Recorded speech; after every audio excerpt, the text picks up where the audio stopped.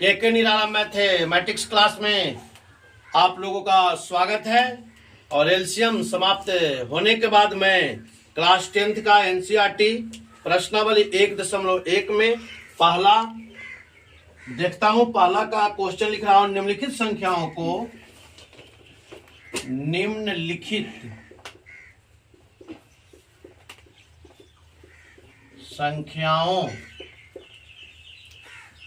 को अभाज्य गुणनखंडों के गुणनफल के रूप में व्यक्त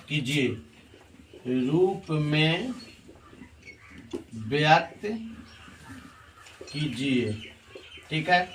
पहला है 140, दूसरा 156, तीसरा 3825, चौथा 5005, पांचवा 7429। ठीक है। तो सबसे पहले हम पहला का हल करता हूं। पहला लिख देते हैं हल। पहला 140 कि हमको अभाज्य गुणनखंड करना है, तो हम 140 के गुणनखंड करेंगे। सबसे पहले 2 से लगाएंगे, 70 दूनी, फिर 2 से 35 दूनी, फिर 5 से 7 5 35। अब इसको हम लिख देंगे 2 गुना 2 गुना 5 गुना 7 बराबर 2 के पावर 2 2 गो है, तो इसके हम 2 के पावर 2 लिख देते हैं, गुने 5 गुने 7 हो गया। पहला का 140 का आंसर आ गया। ठीक है। अब हम लोग देखते हैं दूसरा 156 है, इसका भी हम अभाज्य गुणनखंड करते हैं। 156 का रफ बर कर लेते हैं। 2 से 14, 1 15, 2 8 16, 2 से 39, 3 से 13। अब नहीं लगेगा, फिर इसको लिख देंगे 2 गुना 2 गुना 3 गुना 13 बराबर 2 के पावर 2 गुना 3 गुना 13। इसी तरह से आप लोग और आगे हल कर लीजिएगा। ठीक है। अब हम लोग चलते हैं दूसरा क्या है, क्वेश्चन नंबर 2 में चलते हैं। क्वेश्चन नंबर 2, प्रश्न नंबर 1 था, ये क्वेश्चन नंबर 2 है। पूर्णांकों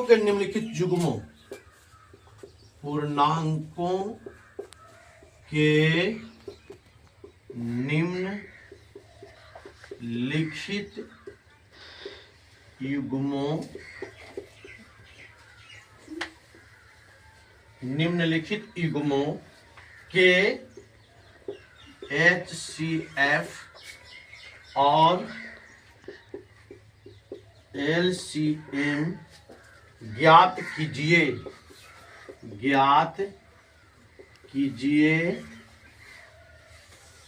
तथा इसकी जांच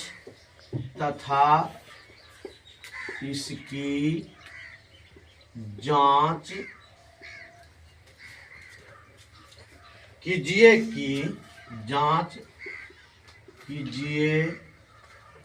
कि दो संख्याओं का गुणनफल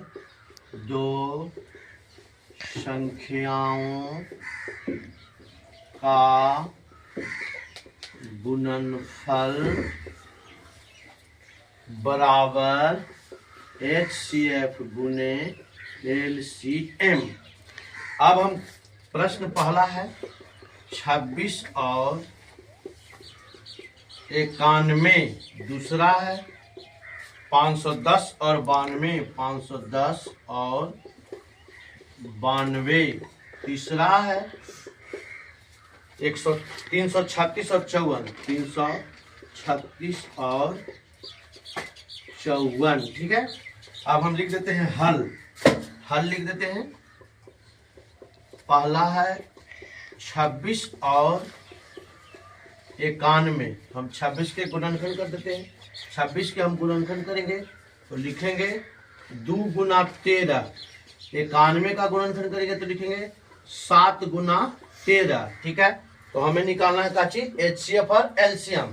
तो HCF निकालने के लिए हमने बताया था कि दी हुई संख्याओं के गुणनफल, दी हुई संख्याओं के वैसे गुणनफल जो दी हुई संख्या के गुणनफल में मिल जाता है।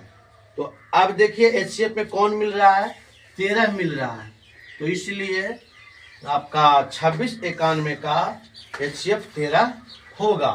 ठीक है, अब एलसीएम निकालना है, तो एलसीएम बराबर क्या बोले थे, वो पावर में बड़ा वाला, तो चूंकि 13 तो समान है तो 13 हो जाएगा। इसके बाद जो नहीं मिलेगा से भी, तो 2 और 7 गुना कर देंगे, 13 दूनी 26 गुने 7, तो गुना कर देते हैं 7 छक 42, 7 दूनी 14, 15 16 17 18, 6 7 82, 182 हो गया। अब हमें क्या करना है, सिद्ध करना है। अब हमें क्या करना है, सिद्ध करना है। हम डस्टर से इसे मिटा देते हैं, इसके बाद हम आगे बढ़ते हैं। जैसे देख लीजिए,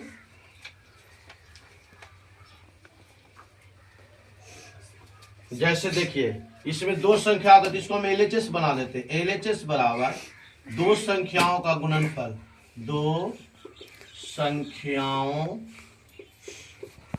का गुणनफल बराबर, तो दो संख्या मेरे पास कितना था, 26 और 91 था, 26 गुने 91 गुना कर देंगे, 26 और 91 का गुना कर देते हैं, तो 6 9 6 54, अब हो गया 2 के 2 9 2 18, हो गया 6 4 2 6 8 5 13 1 23 66 हो गया, 23 66। अब हम फिर लिख देते हैं RHS बराबर, RHS बराबर बताता HCF गुने LCM, तो HCF मेरा कितना निकल के आया है, 13 निकल के आया है, और HCF मेरा LCM मेरा कितना निकल के आया है, 182 निकल के आया है। तो दोनों में हम गुना कर देते हैं, 182 गुने 13, तो हो जाएगा 3 दूनी 6, 38 आई 54, और 2 के 2 8 के 8 1 के 1 6 के 6 4 2 6 8 5 13 के 3 1 1 2 23 66 हो गया। मतलब LHS बराबर RHS, इसलिए LHS बराबर RHS, यही हो गया प्रूव्ड। अब हम लोग दूसरा देखते हैं। दूसरा क्या है, 510 और 92 का। दूसरा क्या है, 510 और 92 का, 510 और 92 का। दूसरा हम लोग इधर देखते हैं, 510 और